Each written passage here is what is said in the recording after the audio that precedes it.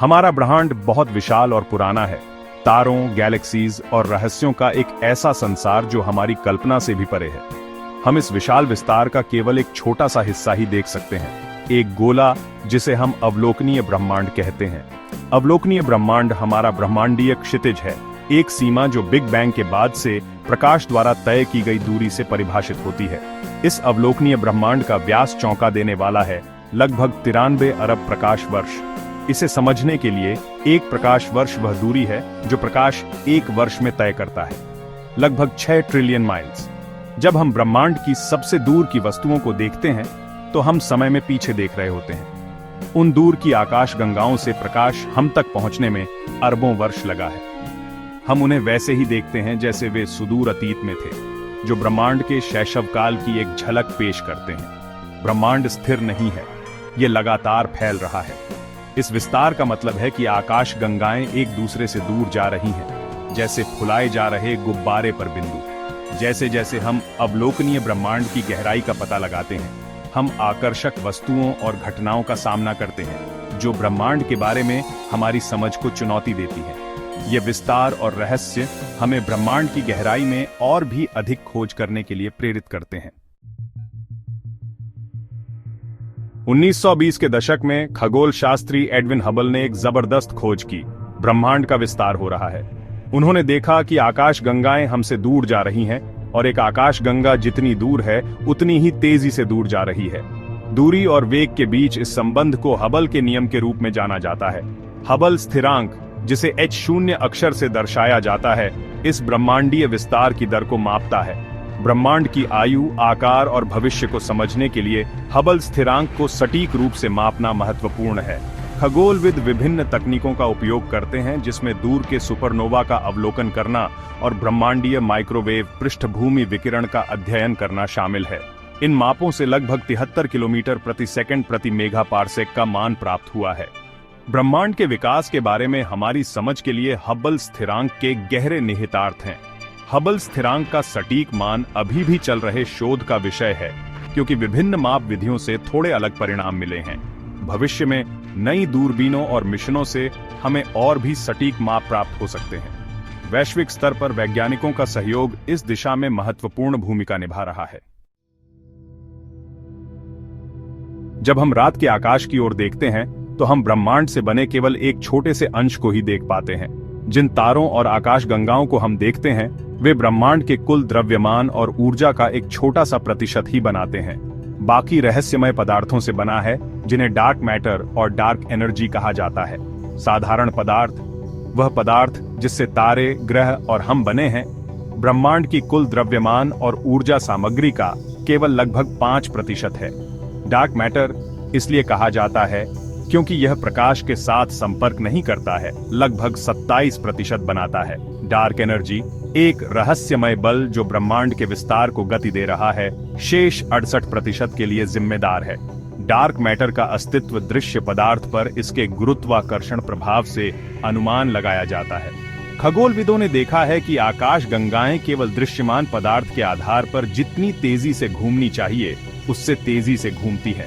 माना जाता है कि डार्क एनर्जी अंतरिक्ष का ही एक गुण है, जिसके कारण यह बढ़ती दर से फैलता है। ब्रह्मांड के इन रहस्यमय तत्वों को समझना हमें इसके मूलभूत सिद्धांतों को जानने में मदद करता है। अवलोकनीय ब्रह्मांड जितना विशाल है, समग्र रूप से ब्रह्मांड का केवल एक छोटा सा हिस्सा है। ब्रह्मांडीय क्षितिज के पार एक ऐसा क्षेत्र है जिसे हम सीधे तौर पर नहीं देख या अध्ययन नहीं कर सकते। ऐसा इसलिए है क्योंकि इन दूर के क्षेत्रों से प्रकाश को बिग बैंग के बाद से हम तक पहुंचने के लिए पर्याप्त समय नहीं मिला है। अवलोकनीय ब्रह्मांड के पार क्या है, हम केवल अनुमान लगा सकते हैं। कुछ सिद्धांत बताते हैं कि ब्रह्मांड अनंत है, जिसमें तारों, आकाश गंगाओं और अन्य ब्रह्मांडीय संरचनाओं का अंतहीन विस्तार है। दूसरों का प्रस्ताव है कि ब्रह्मांड परिमित है लेकिन असीमित है, जैसे किसी गोले की सतह। अवलोकनीय क्षितिज से परे ब्रह्मांड की प्रकृति ब्रह्मांड विज्ञान के सबसे बड़े रहस्यों में से एक है। ब्रह्मांड के बारे में ज्ञान की खोज एक अंतहीन यात्रा है और प्रत्येक नई खोज हमें ब्रह्मांड के रहस्यों को उजागर करने के करीब लाती है। जैसे जैसे हम ब्रह्मांड का और अधिक अध्ययन करते हैं, वैसे वैसे हम इसके और भी गहरे रहस्यों को समझने की दिशा में बढ़ते हैं। भाग 5 M87 एस्टरिस्क एस्टरिस्क एक महाविशाल ब्लैक होल। पृथ्वी से लगभग 55 मिलियन प्रकाश वर्ष दूर स्थित आकाशगंगा M87 एस्टरिस्क के केंद्र में एक विशालकाय पिंड है, एक महाविशाल ब्लैक होल जिसे M87 एस्टरिस्क एस्टरिस्क के नाम से जाना जाता है। ब्लैक होल स्पेस टाइम के ऐसे क्षेत्र हैं जहां गुरुत्वाकर्षण इतना मजबूत होता है कि कुछ भी, यहां तक कि प्रकाश भी नहीं बच सकता। M87 asterisk asterisk black hole में एक विशालकाय है जिसका द्रव्यमान हमारे सूर्य के द्रव्यमान का लगभग 6.5 अरब गुना होने का अनुमान है। इसका इवेंट होराइजन, किसी भी चीज के गिरने के लिए वापसी न करने का बिंदु, का व्यास लगभग 24 अरब मील है, जो हमारे सौर मंडल के आकार का लगभग 3 गुना है। जैसे ही पदार्थ ब्लैक होल में गिरता है, यह एक अभिवृद्ध डिस्क बनाता है, गैस और धूल की एक घूमती हुई डिस्क जो गर्म हो जाती है और तीव्र विकिरण उत्सर्जित करती है। M87 एस्टरिस्क एस्टरिस्क और अन्य महाविशाल ब्लैक होल का अध्ययन इन वस्तुओं में चल रहे चरम भौतिकी में बहुमूल्य अंतर्दृष्टि प्रदान करता है। यह हमें आकाशगंगाओं के विकास में ब्लैक होल की भूमिका को समझने में भी मदद करता है। ब्लैक होल से निकलने वाले जेट्स और उच्च ऊर्जा कणों का अध्ययन भी महत्वपूर्ण है, क्योंकि ये आसपास के अंतरिक्ष और आकाशगंगा पर गहरा प्रभाव डालते हैं।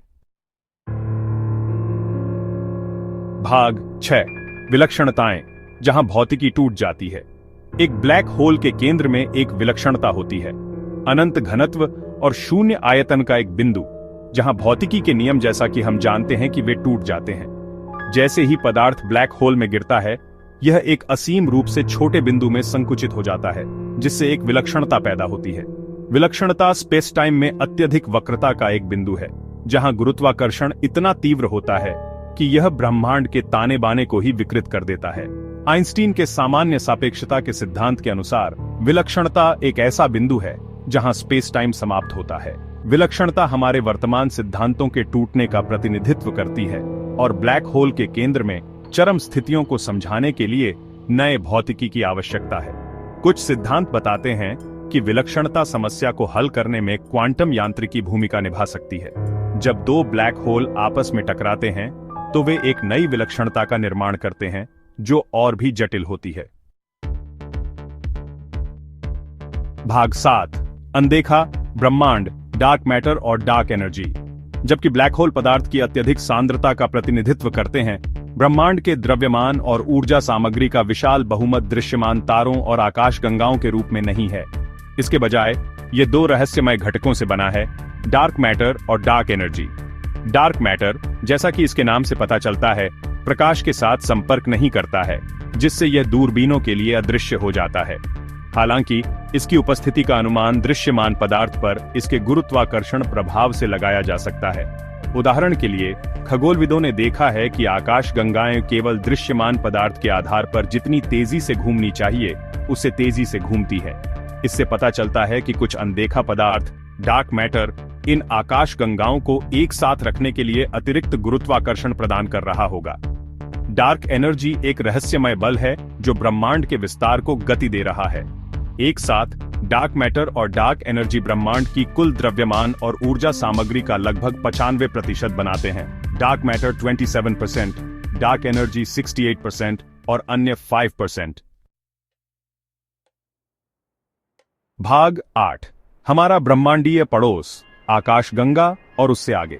हमारा सूर्य और उसके ग्रहों का समूह आकाशगंगा नामक एक विशाल वर्जित सर्पिल आकाशगंगा में रहता है। सैकड़ों अरबों तारों से युक्त आकाशगंगा एक विशाल ब्रह्मांडीय द्वीप है, जिसका व्यास लगभग 1 लाख प्रकाश वर्ष है। हमारा सौर मंडल आकाशगंगा के केंद्र से लगभग 27,000 प्रकाश वर्ष दूर आकाशगंगा की सर्पिल भुजाओं में से एक में स्थित है। आकाशगंगा एक बड़ी ब्रह्मांडीय संरचना का हिस्सा है, जिसे स्थानीय समूह के रूप में जाना जाता है।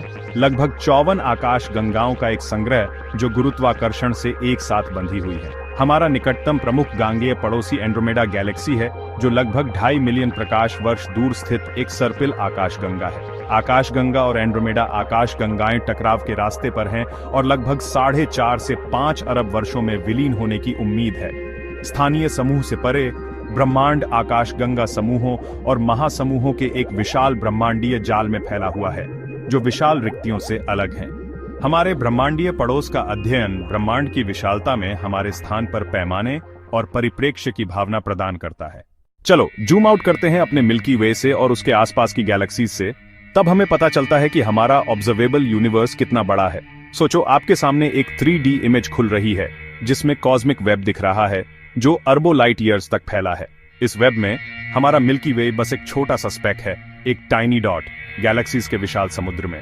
हमारा सोलर सिस्टम मिल्की वे के स्पाइरल आर्म में उससे भी छोटा, और इस सोलर सिस्टम के बीच में है हमारी प्यारी अर्थ, एक पेल ब्लू डॉट। यह ऑब्जर्वेबल यूनिवर्स लगभग 93 बिलियन लाइट ईयर्स डायमीटर का है। इसमें लगभग 2 ट्रिलियन गैलेक्सीज हैं और हर और मिल्की वे गैलेक्सी में अरबों स्टार्स और अनगिनत प्लैनेट्स हैं। यह सब ग्रेविटी के कारण जुड़ा हुआ है। क्लस्टर्स और सुपर क्लस्टर्स ऑफ गैलेक्सीज बनती है जिनके बीच में बड़े बड़े कॉस्मिक वॉइड्स होते हैं। इस विशाल यूनिवर्स में अपनी जगह समझने से हमें न सिर्फ ऑ महसूस होता है बल्कि हम हम्बल भी होते हैं। यह हमें याद दिलाता है कि आगे कितनी डिस्कवरीज बाकी हैं, जैसे जैसे हम कॉस्मोस के मिस्ट्रीज एक्सप्लोर करते रहेंगे। यूनिवर्स 3 शेप्स का हो सकता है, फ्लैट, क्लोज्ड या ओपन। फ्लैट यूनिवर्स का मतलब है कि यह हमेशा के लिए एक ही स्पीड से फैलता रहेगा। क्लोज्ड यूनिवर्स फैलना बंद कर देगा और फिर सिकुड़ने लगेगा, जिससे बिग क्रंच होगा। ओपन यूनिवर्स हमेशा के लिए फैलता रहेगा लेकिन इसकी स्पीड बढ़ती रहेगी। अभी जो हम देख पा रहे हैं, जैसे कॉस्मिक माइक्रोवेव बैकग्राउंड रेडिएशन और गैलेक्सीज का डिस्ट्रीब्यूशन, ये सब बताते हैं कि यूनिवर्स फ्लैट है। इन्फ्लेशन थ्योरी भी यही कहती है कि यूनिवर्स फ्लैट है, इसलिए सबसे ज्यादा चांस है कि यूनिवर्स फ्लैट ही है। जैसे जैसे हम कॉस्मोस एक्सप्लोर करते रहेंगे, हर नई खोज हमें यह समझने में मदद करेगी कि हम कहां हैं और हम किस चीज का हिस्सा हैं। यूनिवर्स का फ्लैट होना एक अनंत फैलाव की तरफ इशारा करता है, खोजों का एक सफर जो कभी खत्म नहीं होगा, जहां ढेर सारी संभावनाएं और रहस्य छुपे हुए हैं जिनका पता लगाना बाकी है। यूनिवर्स बस स्टार्स, प्लैनेट्स और गैलेक्सीज से भरा हुआ एक बड़ा सा एक्सपेंस नहीं है। यह स्पेस टाइम के फैब्रिक में बुना हुआ है, एक कॉन्सेप्ट जो एल्बर्ट आइंस्टाइन ने अपनी थ्योरी ऑफ जनरल रिलेटिविटी में इंट्रोड्यूस किया था। इमेजिन करो स्पेस टाइम को एक 2 डायमेंशनल फैब्रिक की तरह। जब एक मैसिव ऑब्जेक्ट जैसे एक स्टार या प्लैनेट इस फैब्रिक पर रखा जाता है तो ये बेंड और वॉर्प होता है, एक कर्वेचर क्रिएट करता है। ये कर्वेचर ही वो चीज है जिसे हम ग्रेविटी समझते हैं। जैसे हमारा सन एक मैसिव ऑब्जेक्ट होने के कारण स्पेस टाइम फैब्रिक में एक बड़ा सा डेंट बनाता है, जिसकी वजह से अर्थ जैसे प्लैनेट्स इसके चारों ओर ऑर्बिट करते हैं। ऑब्जेक्ट जितना ज्यादा मैसिव होगा उतना ही ज्यादा ये फैब्रिक को वॉर्प करेगा। ब्लैक होल्स, जिनका इमेंस मैस एक छोटे से वॉल्यूम में कॉन्सेंट्रेटेड होता है, इतना एक्सट्रीम वॉर्प क्रिएट करते हैं कि लाइट भी उनसे एस्केप नहीं कर पाती। इस वॉर्पिंग का एक एग्जाम्पल ग्रेविटेशनल लेंसिंग में देखा जा सकता है। जब किसी डिस्टेंट स्टार से लाइट किसी मैसिव ऑब्जेक्ट जैसे और मिल्की वे गैलेक्सी क्लस्टर के पास से गुजरती है तो लाइट बेंड हो जाती है, एक लेंसिंग इफेक्ट क्रिएट करती है। ये फिनोमेनन एस्ट्रोनॉमर्स को उन ऑब्जेक्ट्स को ऑब्जर्व करने में मदद करता है जो मैसिव सेलेस्टियल बॉडीज के पीछे हिडन होते हैं। इस वॉर्पिंग के इम्प्लीकेशंस बहुत प्रोफाउंड हैं। इसका मतलब है कि ग्रेविटी बस एक फोर्स नहीं है बल्कि स्पेस टाइम के कर्वेचर का रिजल्ट है। इस अंडरस्टैंडिंग ने यूनिवर्स के बारे में हमारी समझ को रेवोल्यूशनाइज कर दिया है, हमारे सोलर सिस्टम में प्लैनेट्स के मोशन से लेकर ब्लैक होल्स के पास लाइट के बिहेवियर तक। ये कॉस्मिक फिनोमेना जैसे ग्रेविटेशनल वेव्स जो स्पेस टाइम फैब्रिक में रिपल्स हैं और मर्जिंग ब्लैक होल्स जैसे वायलेंट इवेंट्स के कारण होते हैं को समझने की पॉसिबिलिटीज भी खोलता है। जैसे जैसे हम स्पेस टाइम के फैब्रिक को एक्सप्लोर और अंडरस्टैंड करते रहेंगे, हम कॉस्मोस के डीपेस्ट मिस्ट्रीज को अनरेवल करने के करीब पहुंचते जाएंगे, जिससे हमें अपने यूनिवर्स की और भी प्रोफाउंड अप्रिशिएशन मिलेगी।